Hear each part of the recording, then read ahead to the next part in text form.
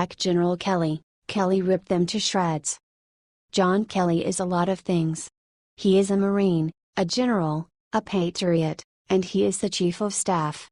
However, one thing he is not is a pushover who is gonna take shit from a bunch of crybaby Dems. Just last week, Representative Luis Gutierrez, DL, called Kelly a disgrace to the uniform after Trump repealed DACA. Oh, by the way, Gutierrez has never served in our military. Today Kelly struck back with something fierce.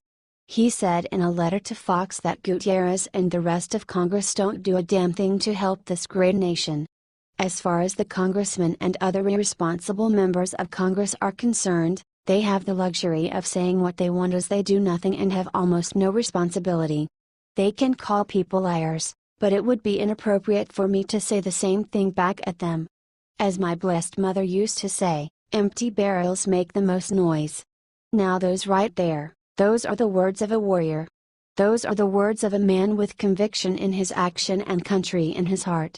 Gutierrez could learn a thing or two in decency from Chief Kelly. In fact, that's exactly what we are gonna do. Let's get this out everywhere so anyone reading it can see how awesome of a job John Kelly is.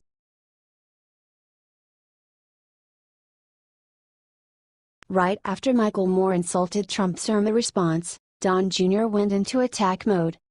Yeah, the left thinks they are just so smart when they constantly insult the president. Luckily he's got a lot of friends and a great family to come up to the plate and defend him from their wacko attacks. Progressive filmmaker Michael Moore decided to give his 2 cents about how the Hurricane Irma disaster response should be run, questioning why President Trump's Florida resort Mar-a-Lago hasn't been open as a shelter. This clearly makes no sense as Mar-a-Lago was in an evacuation zone and people who were sheltering there would have been in grave danger. Like a lot of leftists, Moore didn't seem to be thinking this one through. Donald Trump Jr. came back swinging, duh. You know, these leftists really make it too easy sometimes. The Washington Examiner reports that a Trump Organization spokesman said Mar-a-Lago was taking all of the proper precautions to ensure that everyone is kept safe and secure. Welp, that settles that. No doubt Moore will continue to spout whatever random mischaracterization he can think of and his followers will all still believe. That's why we're trying to get this shared 50,000 times to combat leftist misinformation. H/T Washington Examiner.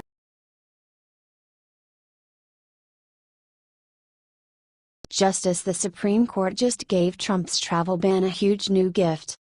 Good news for President Trump's travel ban: the Supreme Court just allowed a temporary lift of the ban's restrictions. Last week the notoriously liberal Ninth Circuit Court of Appeals barred the government from refusing to take in refugees that are part of the U.S. refugee admissions program or have assurances from resettlement agencies. Justice Anthony Kennedy signed the order that temporarily blocked the Ninth Circuit's order, meaning the refugees in that category will continue to be barred. The Supreme Court's decision came 2 hours after Acting Solicitor General Jeffrey Wall filed a request for a stay. Wall's rationale for the stay is as follows: unlike students who have been admitted to study at an American university, workers who have accepted jobs at an American company, and lecturers who come to speak to an American audience, refugees did not have any freestanding connection to resettlement agencies, separate and apart from the refugee admissions process itself, by virtue of the agency's assurance agreement with the government. He continued, nor can the exclusion of an assured refugee plausibly be thought to burden a resettlement agency in the relevant sense. President Trump's travel ban is meant to prevent travelers from Iran, Libya, Somalia, Syria, Yemen, and Sudan from coming to the U.S. for 90 days. The Supreme Court will hear 2 cases challenging the ban on October 10. This is great news for the Trump administration. The challenges against the ban are clearly on shaky ground, and they're only getting shakier. Liberty writers will be following this case closely, so stay tuned, patriots. And don't forget to share. H/TMSN.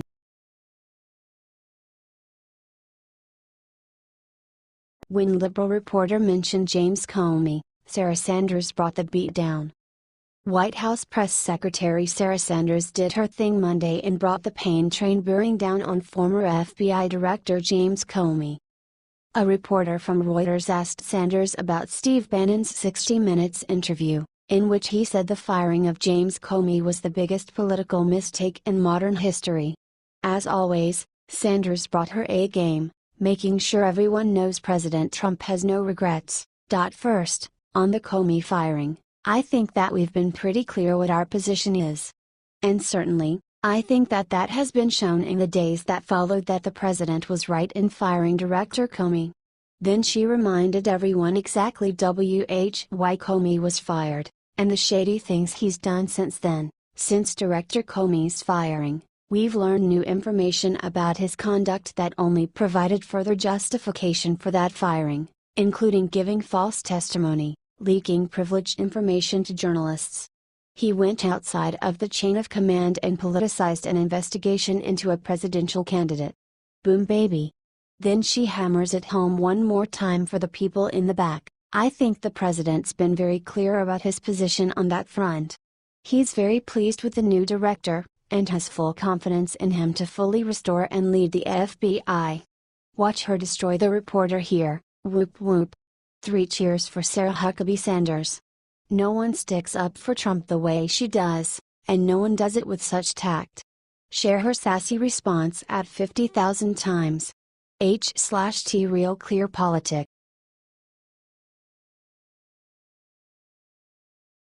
The Pope just picked a fight with Trump he won't win. Look what he just did. President Trump rescinded DACA last week and the Pope is not happy with it. He says that if the president calls himself pro-life then he should reconsider DACA. The pontiff commented on his flight to Rome from Colombia and said that, although the decision is in Trump's hands, the issue should be rethought.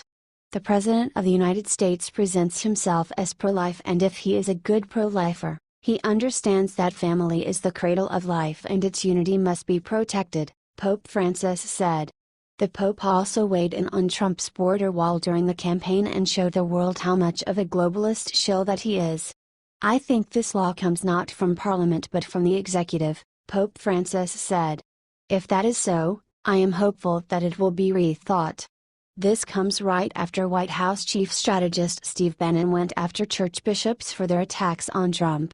Remember, the Pope said that a person who thinks only about building walls, wherever they may be, and not building bridges, is not Christian.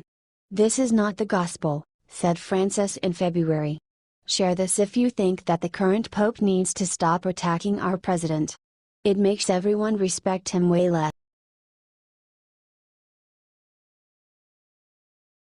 Mike Pence and his wife just walked out into field, then did something heartbreaking. On the 16th anniversary of 9/11, Vice President Mike Pence credited the heroes of Flight 93 with saving tons of lives and maybe even his own.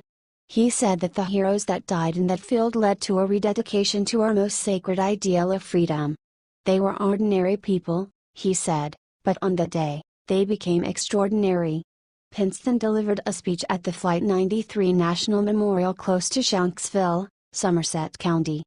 Look at the amazing thing he said. We are in the midst of a war between good and evil.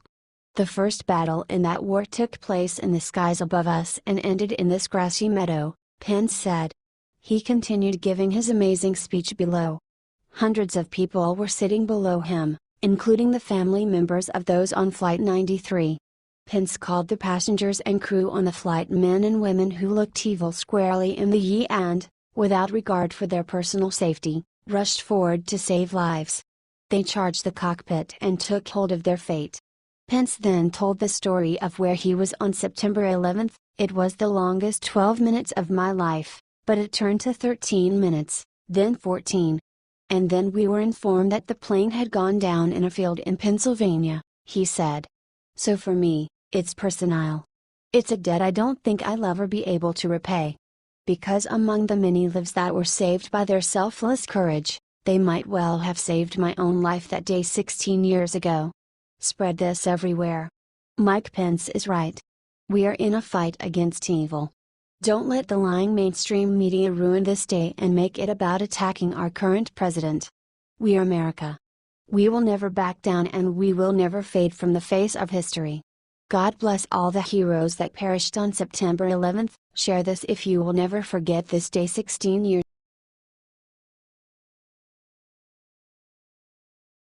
Trump wins again. The Supreme Court just announced what will have Trump grinning from ear to ear.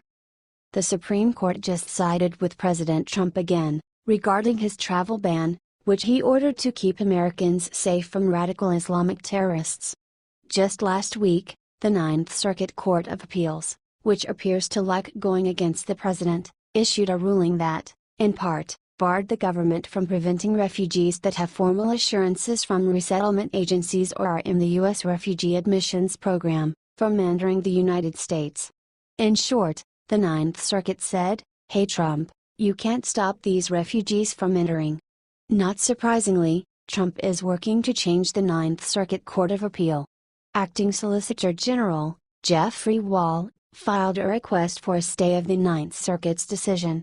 Then, less than 2 hours later, the Supreme Court granted Trump's request.